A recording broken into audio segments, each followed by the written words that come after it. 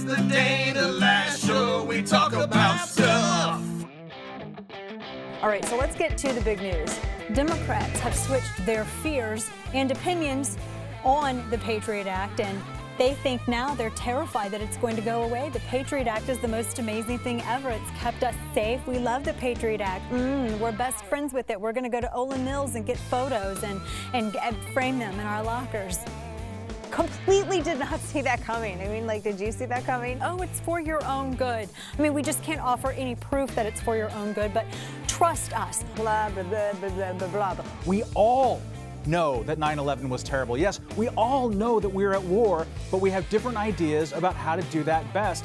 It's shocking to me that John McCain, who's against torture, remember, right? Unlike a lot of his Republican peers, John McCain was using the same kind of arguments that you heard the pro-torture crowd talk about 10 years ago, which is, we're at war, 9/11, we get to do X. It doesn't work like that anymore. X right now is the Fourth Amendment. We can no longer just allow the Fourth Amendment to be used like a fodder for a shredding machine, for crying out loud. Suddenly, we're going to trust the government? But they're still not setting the right example.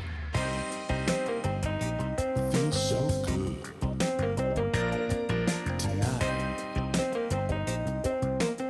Think 50 Shades of Grey is the only hot and sexually charged fan fiction around? Think again. A woman enjoys intercourse with her man as she fantasizes being raped by 3 men simultaneously. The man and woman get dressed up on Sunday and go to church, or maybe their revolutionary political meeting. And he is a sick man. Sick man. But listen, and listen quite closely. The thing that's making all of the headlines, the one gigantic earth-shattering story whose global consequences are going to shake our perceptions of reality to its knees. Of course, I'm talking about Bruce Jenner getting a boob job.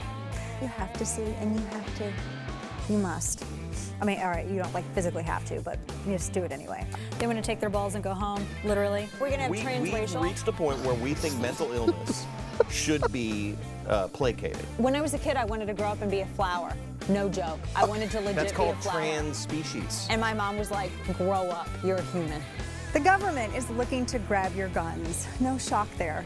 He said banning guns is like banning forks in an attempt to stop making people fat, which was brilliant. He is my best friend and he doesn't know it. Today's national, what is it? National Gun Violence Awareness or some crap day. I know, it's kind of a long name, thus the shirt, right? They wanted to bring awareness to the fact that getting shot hurts a lot, right? I mean, duh, but let's face it, there are just a few things that get them really going.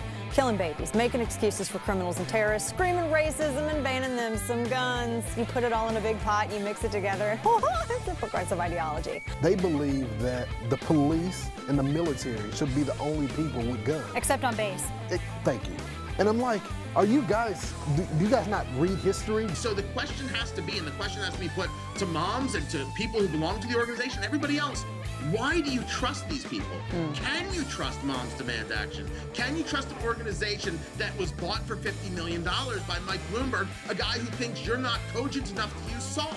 I go through them step by step and list all of the fraudulent examples that they used to pad these numbers so that they could argue that school shootings were on the rise, which in fact, they aren't on the rise. They're actually decreasing, but you wouldn't know that with all of the propaganda that's being pushed out there by people who have a paid interest to do so.